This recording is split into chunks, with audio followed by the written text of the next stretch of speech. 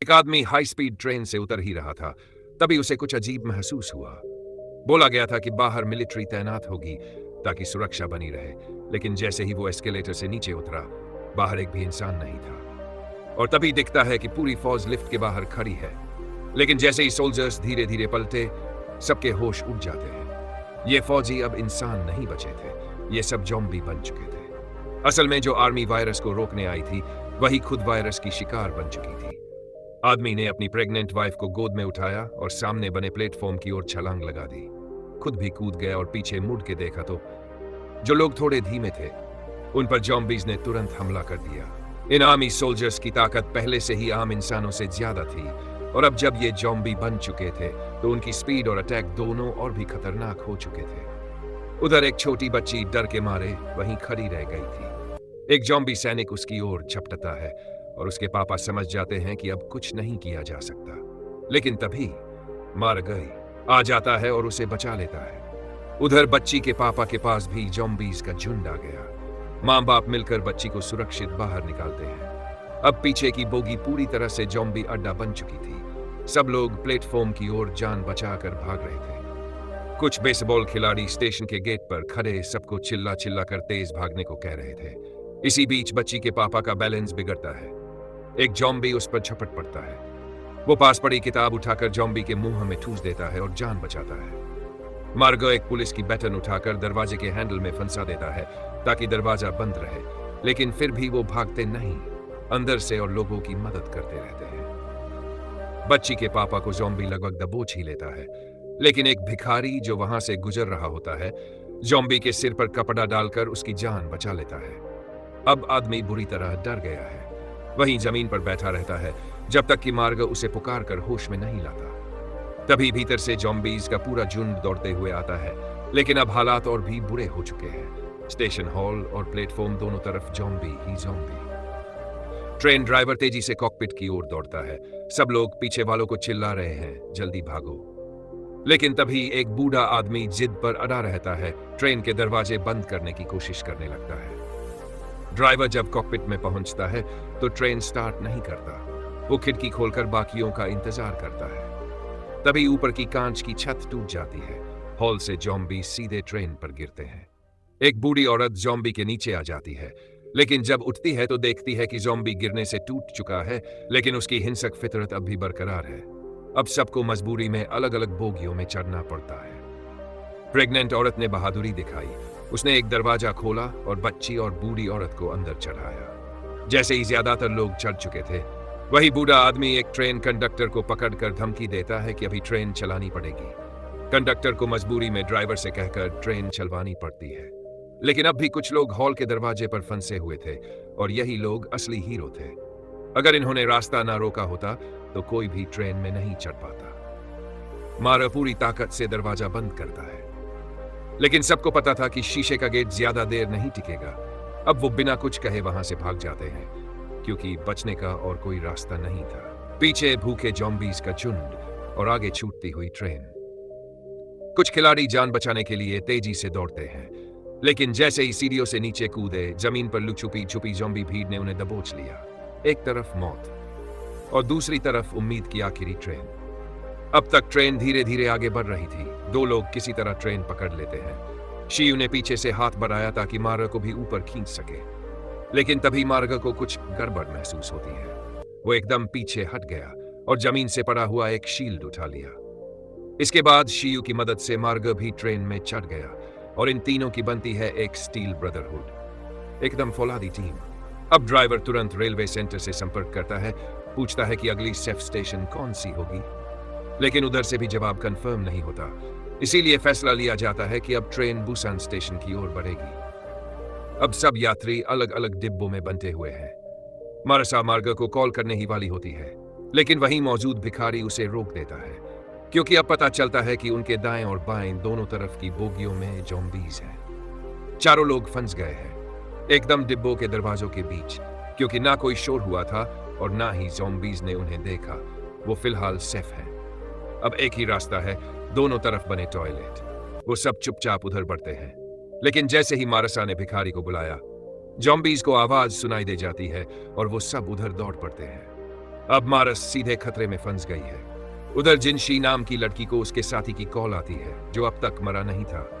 दोनों की आंखों से आंसू बहने लगते हैं। तभी मार्गा की कॉल आती है और मारसा घबराकर बताती है कि जोंग और एक छोटी बच्ची ताइडन नंबर डिब्बे में फंसे हैं। अब उन्हें बचाना होगा। लेकिन उनके बगल वाले डिब्बे में भी डेरो जॉम्बी है। छोटा लड़का बताता है कि बाकी यात्री फैशन नंबर डिब्बे में हैं और ये लोग अभी 9 नंबर में हैं। अब रिश्तों की ताकत इन तीनों को एक कर देती है।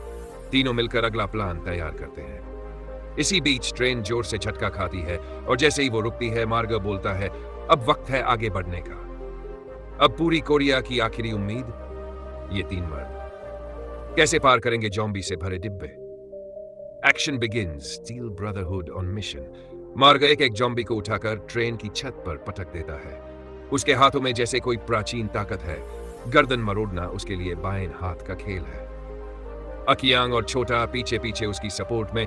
मारा जो जॉम्बी अधमरा करता है वो दोनों उन्हें खत्म करते हैं। ये तीनों उस पल कोई आम इंसान नहीं बल्कि जमीन पर उतरते हुए देवता लगते हैं। जॉम्बीज का कोई डर नहीं, कोई दया नहीं। अकियांग की ताकत तो अब हद पार कर रही थी। वो एक झटके में 3 सोर जॉम्बीज को धकेल कर जमीन पर गिरा देता है। एक जॉम्बी जो उठने की कोशिश करता है, मारा उसे हवा में उठाकर ट्रेन की छत से दे मारता है। छोटा अपने हाथ में बैट लेकर पूरी हिम्मत से जॉम्बी के सिर पर वार करता है। अब वो भी डर को पार कर चुका है और बैट को सीधे जॉम्बी के मुंह में घुसा देता है। उधर अकियांग मौका देखकर अगले डिब्बे का दरवाजा खोल देता है। छोटा सबसे सामने वाले जॉम्बी को खत्म करता है और जल्दी से दरवाजे के पीछे छुप जाता है। तीनों किसी तरह पहले डिब्बे को पार कर लेते हैं, लेकिन जैसे ही वो दूसरे डिब्बे में पहुंचते हैं, छोटा वहीं रुक जाता है क्योंकि उस डिब्बे में जो जॉम्बी हैं वो उसके स्कूल के दोस्त थे। वो वहीं ठिठक जाता है, कुछ नहीं कर पाता। लेकिन मार्गा को इन इमोशंस की परवाह नहीं। वो एक जबरदस्त मुक्का मारता है और पहले जॉम्बी को उड़ा देता है। इन दुबले पतले जॉम्बीज के सामने मारा को कोई टेंशन नहीं। वो एक के बाद एक सबको पटखनी देता चला जाता है। लेकिन जॉम्बीज जल्दी नहीं मरते। तभी सब महसूस करते हैं कि अगर जॉम्बी अपने शिकार को देख ही ना पाए तो वो हमला नहीं करते। यानी ये एक मौका है सांस लेने का, आगे बढ़ने का। तभी अचानक किसी के बैग से एक बेसबॉल गिरता है और उसके गिरते ही सबकी सांसें थम जाती है। जिंदगी की सबसे खौफनाक जंग चल रही थी, लेकिन असली दुश्मन अब तक सामने नहीं आया था। अब तक सब समझ रहे थे कि डर सिर्फ जॉम्बियों से है, पर कुछ इंसानों की सोच जॉम्बी से भी ज्यादा जहरीली होती है। अब ट्रेन का माहौल और भी खतरनाक हो गया था। मार्गा, अकियांग और छोटास तीनों बुरी तरह थक चुके थे और उनके कपड़े पूरी तरह जॉम्बी के खून से सने हुए थे। लेकिन अब आखिरी डिब्बा जॉम्बियों से पूरी तरह भरा हुआ था। मार्गा ने पहले तो प्लान किया कि सीधे घुस जाते हैं, लेकिन अकियांग ने उसे रोक दिया। अकियांग ने कहा, फोन दो। उसने मार्गा के फोन में अपना नंबर सेव किया। जैसे ही ट्रेन एक टनल में घुसी और हर तरफ अंधेरा हो गया तो उन्होंने झुककर धीरे धीरे सीटों के नीचे छिपना शुरू किया। फिर आया असली मास्टरमाइंड मूव। अकियांग ने मार्गा का फोन डिब्बे के गेट के पास फेंक दिया और फिर अपने फोन से उसे कॉल कर दिया।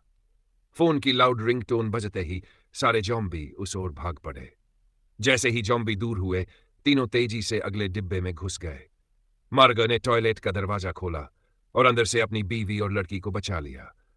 छोटी बच्ची को अपने पापा अकियांग को वापस देखकर राहत मिली। लेकिन ट्रेन अब टनल से बाहर निकलने वाली थी। ताकि जॉम्बी उन्हें देख न ले, तीनों तुरंत एक और टॉयलेट में छिप गए। 3 हटे कट्टे मर्द एक छोटे से टॉयलेट में, सिर्फ इसलिए क्योंकि बाहर जॉम्बी घूम रहे थे। अब टाइम टाइट था, सिर्फ 2 मिनट बचे थे अगली टनल तक। इस बीच उन्होंने प्लान बनाया कि 4 नंबर डिब्बे से होकर पीसन नंबर तक पहुंचना है, जहां बाकी बचे लोग छुपे हैं। उधर फीसन नंबर डिब्बे में छोटी लड़की को मैसेज मिलता है कि छोटा श्राय और टीम बचाने आ रही है। वो ये बात सबको बताती है, पर तभी सामने आता है असली विलेन। वो गंदा सा, डरपोक और खुदगर्ज आदमी जो सिर्फ खुद की जान की सोच रहा था। उसे डर था कि अगर ये लोग अंदर आए तो वायरस सबको अपनी चपेट में ले लेगा। वो सबको रोकने की कोशिश करता है। उधर ट्रेन टनल में दाखिल होती है और हमारी टीम फिर से टॉयलेट से निकलती है, लेकिन अब डिब्बा फिर से जॉम्बियों से भरा है। अकियांग ने आइडिया दिया, चलो ऊपर लगेज रैक से चलते हैं। ऊपर जगह कम थी, लेकिन तीनों उसमें चढ़ गए। अकियांग के सामने एक बैग रास्ता रोक रहा था। उसने वो बैग पीछे फेंका, जिससे आवाज हुई और जॉम्बी उस ओर चले गए। उसी टाइम पर वो नीचे उतर गया और सबको लेकर फिर नंबर डिब्बे की ओर बढ़ा। लेकिन तभी वही भिखारी आदमी पीछे से आता है और सीधा सीट पर गिर जाता है। शुक्र है आवाज ज्यादा नहीं हुई। अकियांग उसे उठाने ही वाला था कि ट्रेन टनल से बाहर निकल गई। सबको फौरन सीटों के नीचे छिपना पड़ा। जॉम्बी पास आते जा रहे थे। अकियांग बोला, मैं 3 तक गिनूंगा और फिर हम भागेंगे। लेकिन गिनती शुरू होने से पहले ही भिखारी का पैर गलती से नीचे रखी प्लेट पर पड़ गया। आवाज हुई और सारे जॉम्बी उनकी ओर दौड़ पड़े। दोनों जान बचाकर भागे और जैसे ही मार्ग दरवाजा बंद कर रहा था, एक जॉम्बी ने अपना सिर दरवाजे में फंसा दिया। अकियांग और भिखारी किसी तरह बच गए और पटेड नंबर डिब्बे की ओर भागे। लेकिन अब असली सदमा मिलता है। फंडेड नंबर का दरवाजा बंद था और बाहर से कपड़ों से कसकर बांधा गया था। भीतर से किसी को फर्क नहीं पड़ रहा था। लोग दरवाजे के पीछे मदद की भीख मांग रहे थे और वो गंदा आदमी हंसते हुए सब कुछ देख रहा था। छोटी लड़की को भी रस्सियों से बांध दिया गया और तभी जमीन पर गिरा। छोटा से का कॉल आया हुआ फोन उसे उस आदमी ने